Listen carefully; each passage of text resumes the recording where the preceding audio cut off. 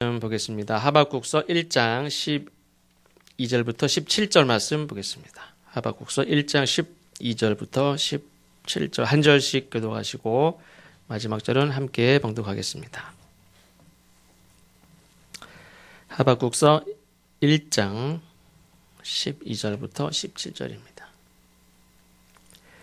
선지자가 이르되 여호와 나의 하나님 나의 거룩한 이시여 주께서는 만세전부터 계시지 아니하시니까 우리가 사망에 이르지 아니하리이다. 여호와여 주께서 심판하시기 위하여 그들을 두셨나이다. 반석이시여 주께서 경계하기 위하여 그들을 세우셨나이다.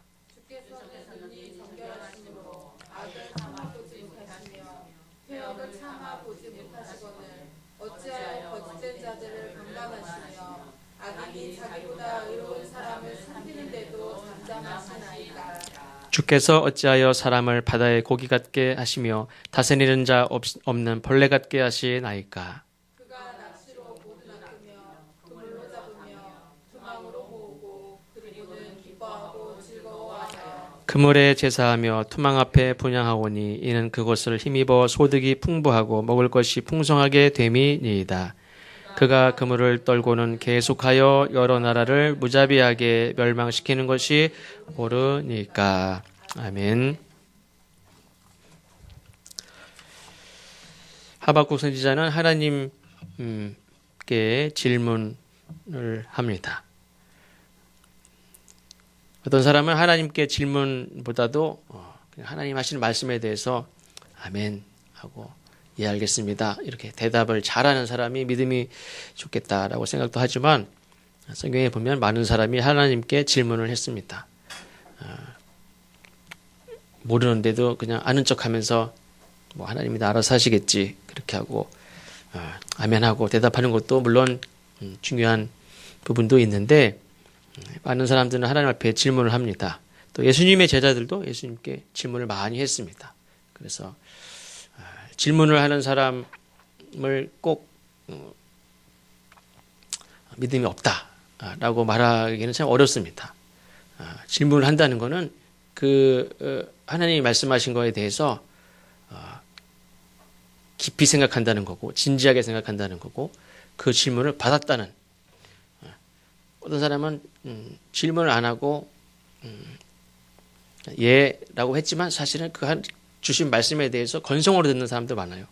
그 말씀에 대해서 진지하게 안 받아들이는 사람도 많고. 근데 그거에 대해 다시 질문한다는 거는 그 질문을 그만큼 깊이 받아들였다는 의미도 있습니다.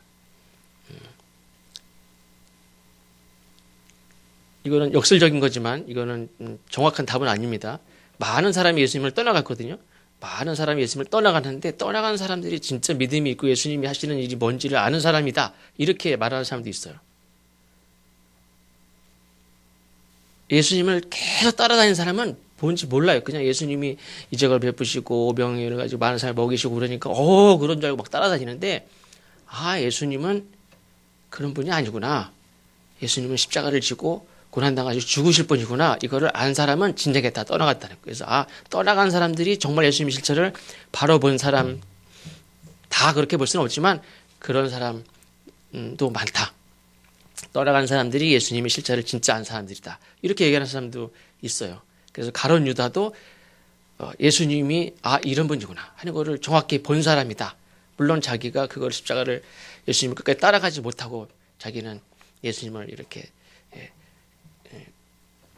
그래서 뭐 그런 부분도 있지만 사실은 예수님의 제자들은 끝까지 예수님을 따라갔다고 했던 그 제자들은 바로 전날까지도 어떻게 합니까? 누가 크냐 이거 싸웠잖아요. 예수님을 정확히 잘 못 본 거예요. 잘 믿은 것 같은데 정말 예수님의 그 길을 잘 못 보고 있는 그런 어떻게 보면 더 어리석은 사람일 수도 있다. 이렇게 얘기하는 사람도 있습니다. 어쨌든 예수님의 제자들도 질문을 예수님께 많이 했고 하나님도 하박국 선지자도 하나님께 질문을 합니다. 질문 내용은 왜 이 세상에 이렇게 악한 일들이 많이 일어나고 있는데 악이 성행하는데 왜 하나님은 침묵하십니까? 이런 질문을 합니다. 그런 부분에서 질문은 부정적인 것이 아니라 긍정적인 그런 부분이 있다라고 생각하는데 예를 들면 문제의식이 없는 사람은 발전이 없습니다. 주는 것만 받아서 하라는 것만 하는 사람은 발전이 없습니다. 문제의식이 없으면 잘못하면 이런 사람들은 세상에 순응하게 되고 그냥 뭐를 시키든지 그냥 하는 사람이 됩니다. 그러니까 만약에 선한 지도자들이 나라가 악한 시대가 아니고 선한 시대면 모르지만 때가 악하니 세월 아끼라 이런 때가 악할 때는 그냥 순응하는 사람은 문제의식이 없는 사람은 그거는 100% 독재자든 악한 일에 순응합니다. 이게 뭔지 옳은지 잘못된 건지를 판단하지 못하고 그냥 시키는 대로 하는 사람이 됩니다.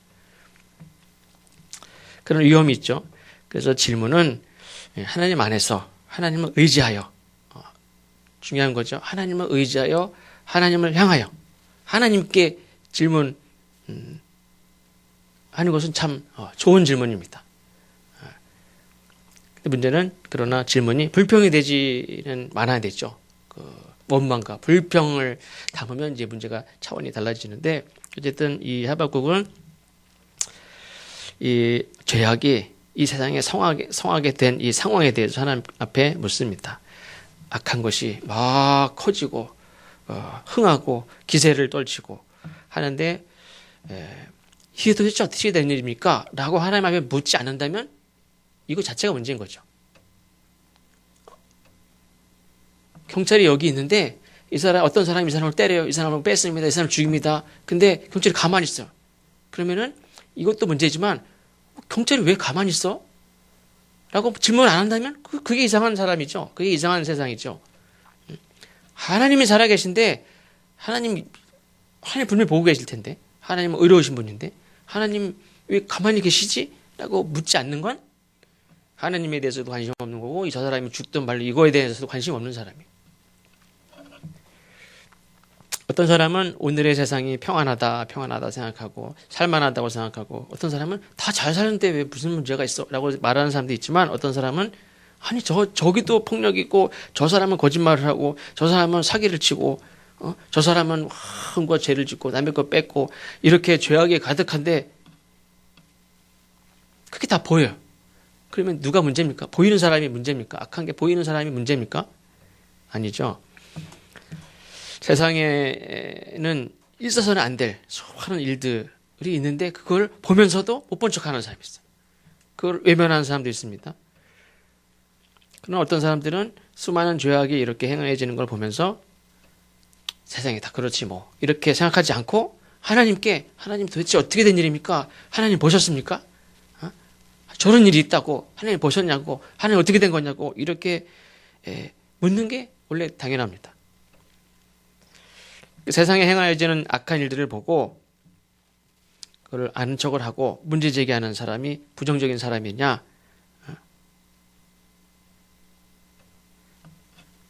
그 사람이 긍정적인 걸 자꾸 봐야지. 너 왜 자꾸 그런 것만 보냐? 야, 이거 봐. 그게 옳으냐? 그렇지 않습니다. 물론 세상의 사람들은 문제를 제기하는 사람보다 즐거운 이야기를 하는 사람을 좋아해요. 제가 대학교 1학년 나갔을 때도 제 친구 동기들인데도 사회 어떤 문제에 대해서 이런 얘기를 하면 얘는 자꾸 그런 얘기 그만해. 야, 놀자. 아니 그냥 제가 뭐 1년 내내 맨날 진지한 얘기만 하면 그렇지 않잖아요. 어떤 사건에 대해서 어떤 시대에 대해서 얘기하면 야, 그런 얘기 하지 마. 야, 놀아. 놀기만 해. 기타만 치고 걔 놀기만 해. 걔는 그런 얘기 절대 하는 거 싫어해요.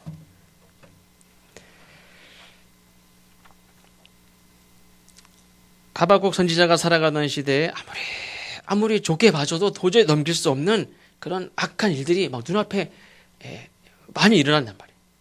아까 우리 아이들 예배 때도 얘기했는데 보통 죄는 몰래 짓는데 이거는 세상이 너무 악해져서 막 대놓고 악한 일들을 막 벌어져요. 그런 시대에 하박국 선지자는 질문합니다. 두 가지 답답한 마음이 있는데 하나는 아까 말씀드린 대로 이 세상이 죄악으로 점점점 가득하여집니다. 특별히 이 이스라엘은 하나님이 다스리는 나라예요. 하나님을 늘 모든 100% 이스라엘 백성들이 다 하나님 앞에 예배드리는 자들이에요. 그냥 국교가 기독교예요. 예를 들면 국교가 유대교예요. 근데 이 세상에 점점 악한 일들이 가득해집니다. 죄악을 행하는 자들이 점점 더 잘 돼.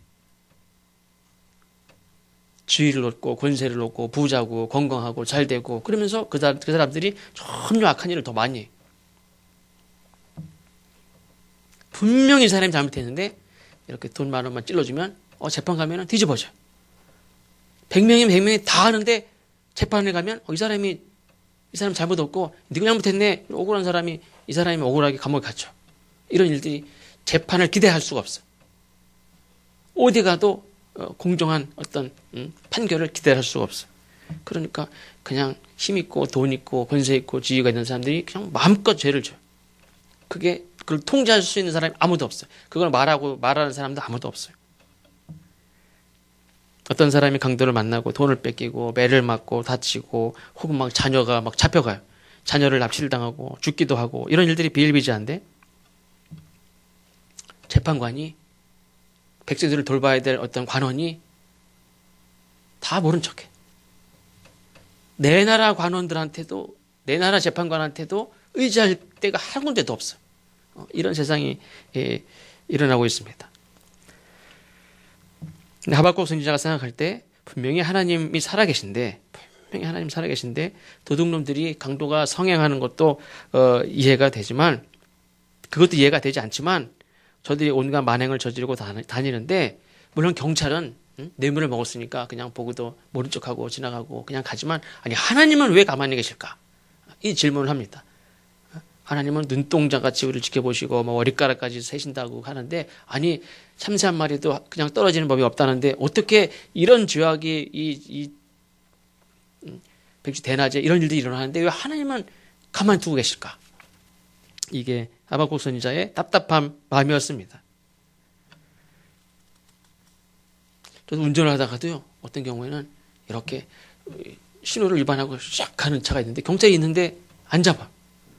그러면 아니 저는 것도 안 잡고 왜 멀쩡했지? 그리고 정말 내가 봐도 실수야. 이거는 내가 봐도 너무 어쨌든 결과적으로 신호를 오겠지만 이렇게 정상 참작을 해줄 만한 것들 있잖아요. 근데도 아주 얄짤없이 아주 그냥 잡는 경찰들이 있어요. 하나님이 왜 저들을 단속하지 않을까?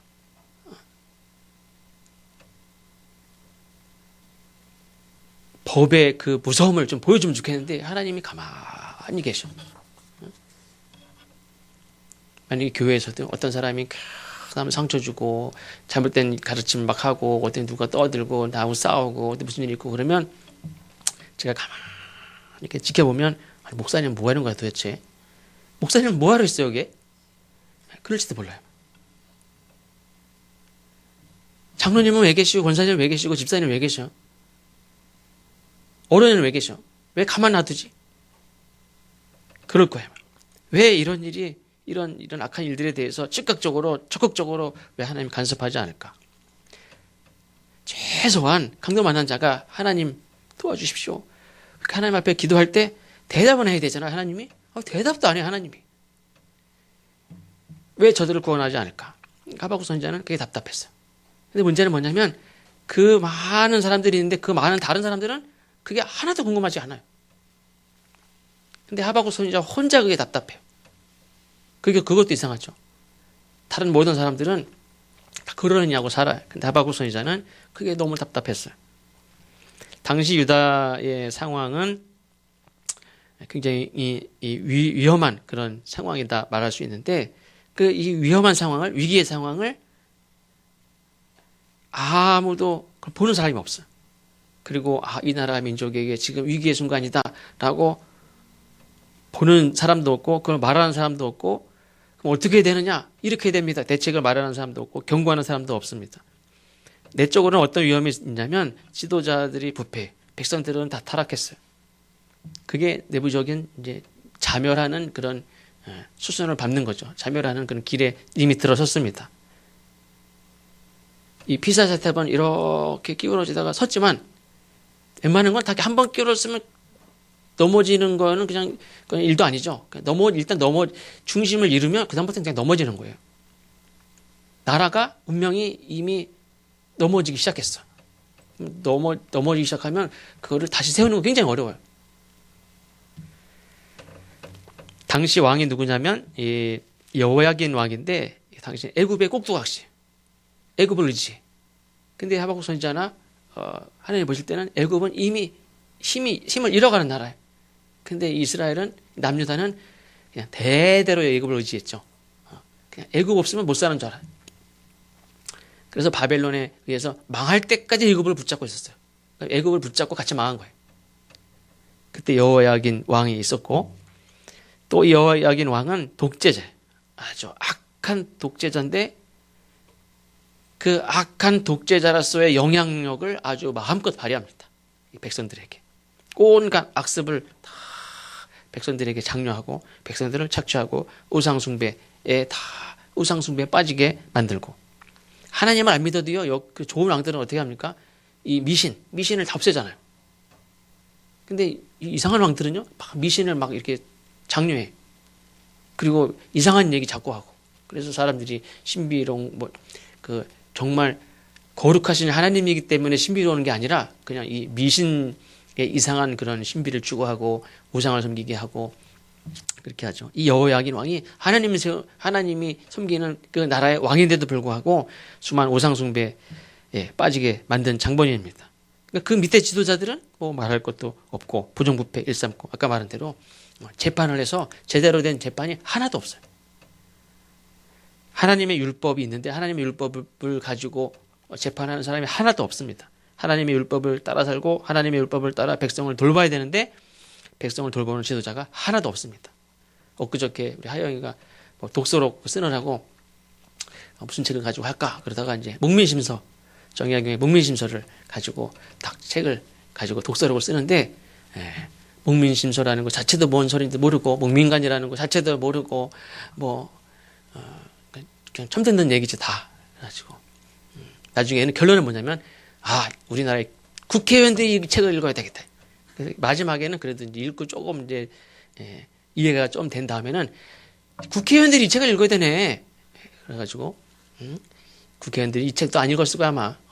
백성들을 이렇게 돌보고 백성들은 목민관은 이렇게 청렴하고 검소하고 이렇게 뭐 원래는 이렇게 사또나 뭐 관리들이 오면 이렇게 나라에서 책정된 것도 있고 이렇게 마을 사람들이 축하연도 해주고 막 그러는데 그게 관례인데 그걸 거절할 줄 알아야 된다. 그것도 하나가 있어요. 근데 당연한 거지만 거절할 줄 알아야 된다. 왜? 백성들이 그거 다 오면 선물 갖다 주고 먹게도 사는데 힘든데 그게 얼마나 힘든지 아냐. 그런 목민관이 돼야 된다. 이런 게 있어요. 그걸 다 읽더니 물론 다는 안 읽었어요. 몇 개만 뽑아서 읽었는데 그러더니 국회의원이 이런 거 읽어야 되네. 이렇게 얘기하더라고. 나라가 막 엉망진창되고 망하기 시작하면요. 다른 나라도 아니고 하나님의 말씀을 가지고 그 율법을 가지고 백성은 돌보고 아무리 이렇게 먹고 사는 게 힘들고 돈이 없고 그래도 돈을 꿔줘도 자기 백성에게는 이자 받고 돈을 빌려주지 말라고 그랬어요. 그리고 전에 못 갚은다고 옛날에 뭐 자녀들을 종으로 삼고 그랬잖아요. 자기 동족끼리는 이렇게 머슴 갖다 부리고 노예 삼고 이런 거 하지 말라고 그랬어요. 근데 그런 일들이 다 일어나요. 하나님의 말씀을 지키는 게 하나도 없어요. 지도자부터 법을 안 지켜요. 외적으로는 이 아수르가 이제 굉장히 강해서 북이스라엘 망하고 막 남쪽도 히스기야 왕 때 쳐들어왔다가 가기도 하고 그랬지만 나중에는 그래서 이스라엘 입장에서는 남유다 입장에서는 아수르가 절대적인 권력이라고 그랬죠. 저 아수르를 혼내줄 자가 하나도 없어요. 아수르가 아주 자기 힘을 믿고 수많은 민족들을 막 짓밟고 학대하고 착취하고 막 학살하고 막 그래요. 저 아수르를 제어할 수 있는 나라가 하나도 없어요. 제가 중학교 때는요, 중학교 3학년 때 반장이 누구 떠들잖아요? 떠들지 마. 그렇게 떠들지 마. 그렇게 떠들다가 걸리잖아요? 나와. 저 어째 뒤로 데리고 가가지고요, 30분 동안 때려요. 걔가 키가 190이고 등치가 좋은데, 그냥, 만약에 이 시간이 자유시간이다. 그럼 애들 다 공부하고 저쪽에 30분 동안 계속 때려요, 30분 동안. 계속 때려, 30분 동안. 그다음부터 떠들지 않아. 그래서 몇 명이 맞았어요. 선생님한테 일러요? 못 일러요. 요즘에도 막 무섭지만 예전에도 그렇게 그런 애들 많았어요. 물론 이제 상황은 다르죠. 반장이고 떠들지 말라고 그러는데 떠들어서 맞는 거예요. 근데 반장한테 친구한테 맞아. 걔가 법이에요. 주먹 센 애가 그래 공부도 잘해. 힘도 세고 키도 크고 반장이야. 그러니까 모든 권력을 다 가지고 있어요. 힘도 있고 반장 있고 선생님도 말 안 해. 어차피 선생님이 때리면 몽둥이로 맞는 거고 얘한테 맞으면 주먹으로 맞는 거예요.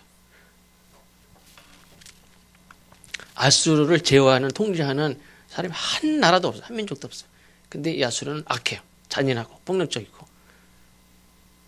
하나님 앞에 그러니까 요나가 니느웨에 가서 복음을 전하라고 할 때 싫어할 만도 하죠. 안 갈 만도 하죠.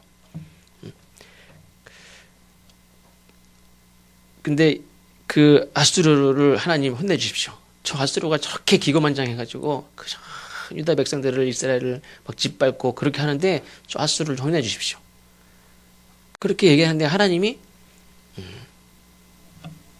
아무 말씀도 안 하셔. 하나님이 좀 뭔가 어떤 행동을 취하셔야 되는데 그래서 하나님께 부르짖는 사람은 오직 하박국 선지자 한 명이었습니다. 그리고 이 저 아수르의 죄악을 심판하시는 것도 하나님 앞에 왜 저들을 가만 놔둡니까? 이렇게 질문을 하고 또 문제는 우리나라 이 나라의 지도자들 또 저렇게 그냥 하나님을 모르면 모르는데 하나님을 안다고 예배한다고 하는 자들인데 더 악해. 그러니까 저들을 하나님 정신 차리게 하셔야 되는데 하나님은 왜 침묵하고 계십니까? 하나님께서는 저들을 왜 그냥 보고 계십니까? 하나님 앞에 질문합니다. 하나님이 대답을 하십니다. 근데 그 대답이 기대했던 대답이 아니에요. 하나님은 저 아수르의 죄악과 그것도 아주 오래된 죄악이죠. 아주 이스라엘과 아주 역사적으로 대대로 아주 이스라엘 원수 저들의 죄악과 저들의 교만과 저 악함을 막 고발합니다. 근데 하나님은 저 아수르를 저 바벨론을 통해서 저 아수르를 심판하시겠다 이렇게 말씀합니다. 그러니까 바벨론을 하나님의 해초리로 사용하셔서 아수르를 혼내주시겠다 이렇게 말씀합니다. 근데 이 하박국 선지자는 이해가 되지 않아요. 공평과 의로우신 하나님이 회초리를 두시면 그 회초리도 의로워야 된다. 근데 회초리가 바벨론도 아수르 못지않은 악한 나라예요. 아니 의로우신 하나님인데 어떻게 하나님이 쓰시는 회초리가 아수르나 바벨론이나 똑같은 놈들이에요. 그리고 이 회초리는 지금 이스라엘, 이 유다도 이 회초리에 맞아요. 이 유다도 바벨론에 통해서 이 이스라엘도 이 남유다도 하나님의 심판을 징계를 당하는데 아수르를 치시는 것까지는 이해가 갑니다. 그런데 이 유다 이스라엘 백성들 입장에서는 매를 맞는데 내가 왜 쟤네들한테 내가 매를 맞아? 그 매를 맞는 입장에서는 악하고 잔인하고 무자비한 하나님 알지 못하는 폭력적인 저 바벨론이라는 사람들을 통해서 내가 매를 맞는다는 게 이해가 안 되는 거예요. 만약에 유다가 죄악을 행하고 하나님께 매를 맞는다면 그 회초리로 사용되는 나라나 민족은 그래도 유다보다 훨씬 선하고 의로운 민족이면 내가 이해가 되는데 왜 저 악한 군대를 사용해서 우리를 벌을 주십니까? 그게 무슨 정의입니까? 이렇게 묻는 거예요. 근데 하나님은 대답을 하십니다.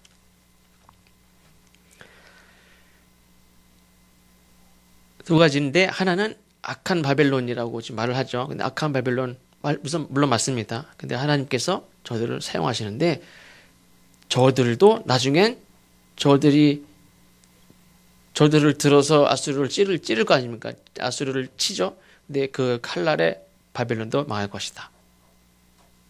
저들이 아수르를 멸망시켰으면 저들 또한 그렇게 망할 것이다. 하박국서 2장 13절에 보면 민족들이 불탈 것으로 수고하는 것과 나라들이 헛된 일로 피곤하게 되는 것이 만군의 여호와께로 말미암음이 아니냐. 이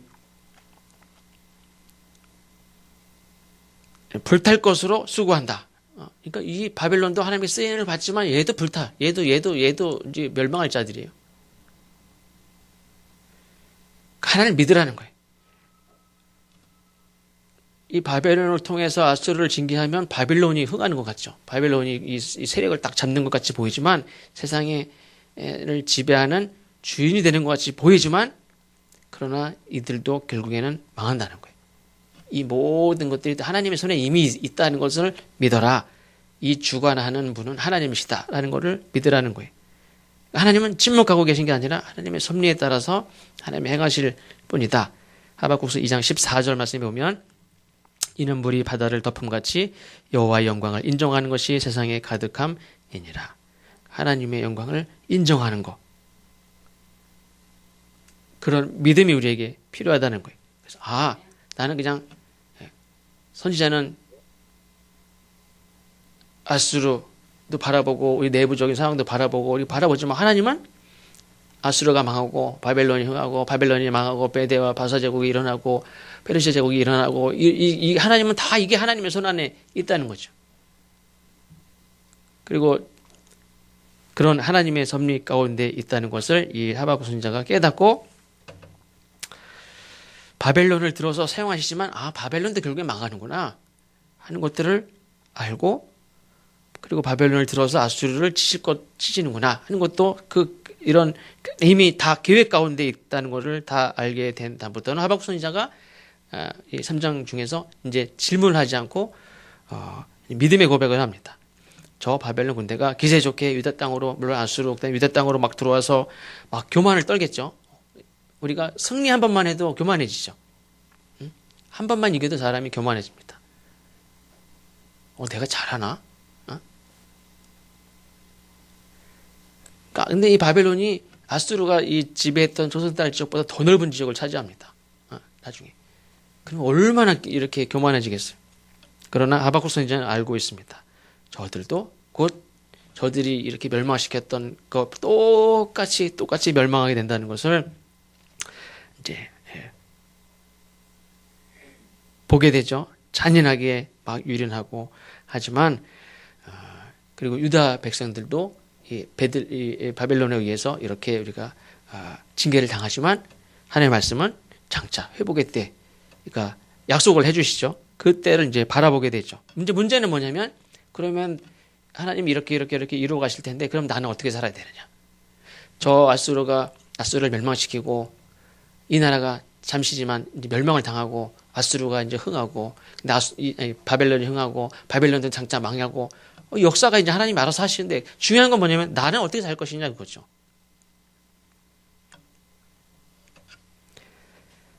아무리 장차 하나님의 때를 소망하지만 문제는 바벨론이 이제 침략을 할 것이고 저들이 온갖 죄악을 폭력을 행사할 것이고 교만해질 것이 이제 보입니다. 그리고 문제는 이제 이 나라 민족이 고통을 당하게 될 거예요. 죄악은 더 성하고 권세와 힘과 능력과 이 조선딸 이 전 지역을 다 차지하는 왕의 교만과 그 악행은 막 이루 말로 다 할 수 없죠. 고통받는 자들이 엄청 많아질 겁니다. 근데 이 시대를 어떻게 살 거냐 그런 말이에요. 방법은 이 하박국 선지자의 결론은 의인은 믿음으로 산다. 이 시대를 우리가 어떻게 사냐? 하나님이 이렇게 이제 이루어 가실 텐데 물론 아수르도 영원하지 않아. 이걸 이제 알게 됐어. 바벨론도 영원하지 않아. 중요한 건 나는 그러면 이 시대를 어떻게 견디면 어떻게 살아야 될 것인가? 의인은 믿음으로 사는구나. 살아야 되는구나. 이거를 깨닫게 됩니다. 그리고 이 유다 땅이 이제 다 하나님의 징계로 땅을 뺏기고 내가 심어놓은 과일 나무들을 다 뺏기고 곡식들을 뺏기고 자녀들을 뺏기고 혹은 목숨도 뺏기고 혹은 양들도 뺏기고 다 뺏깁니다.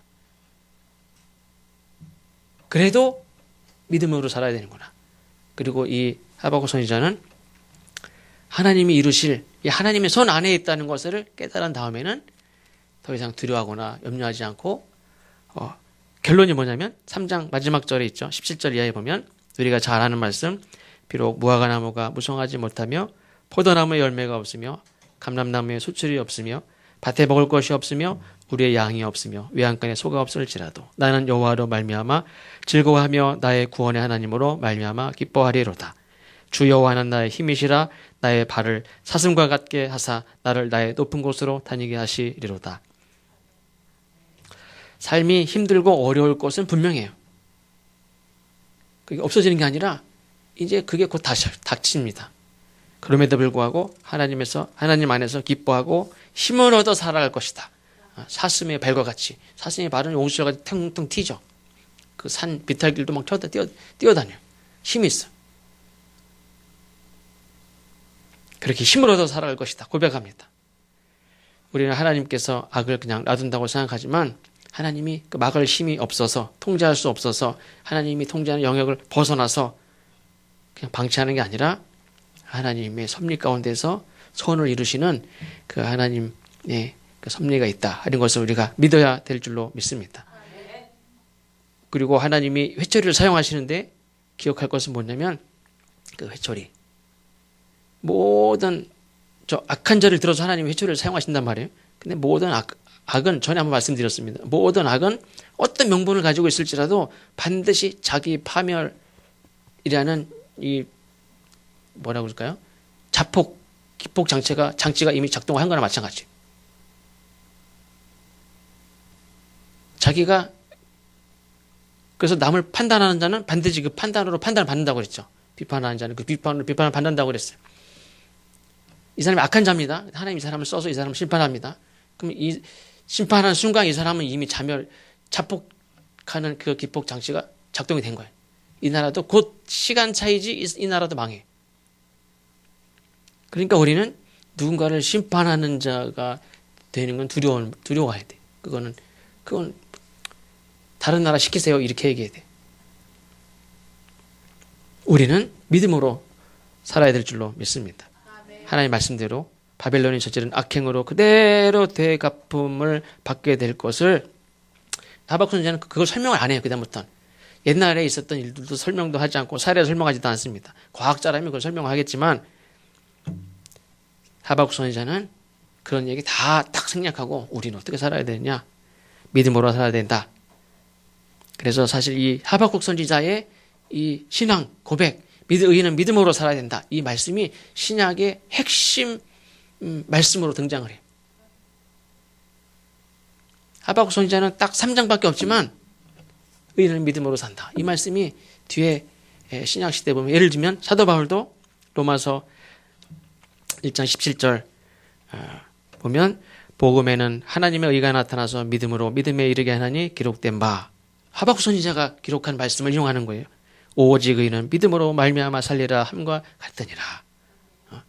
예레미야 선지자도 있고 이사야 선지자 있고 다 있는데 이 초대교회 이 핍박을 받고 이 세상에 로마가 지배하는 이 시대에 우리가 어떻게 살아야 되나?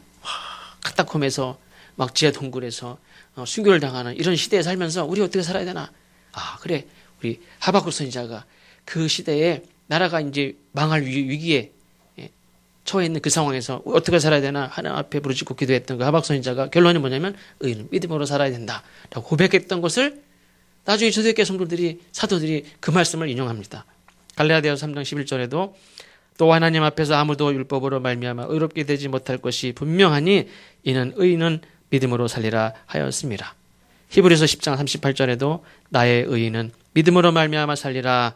또한 뒤로 물러가면 내 마음이 그를 기뻐하지 아니하리라 하는 말씀을 계속 인용하면서 하박국 선지자 고백했던 그 말씀을 붙잡습니다. 우리가 의인은 믿음으로 산다 하는 말씀은 우리가 시대를 초월해서 진리 말씀인 줄로 믿습니다.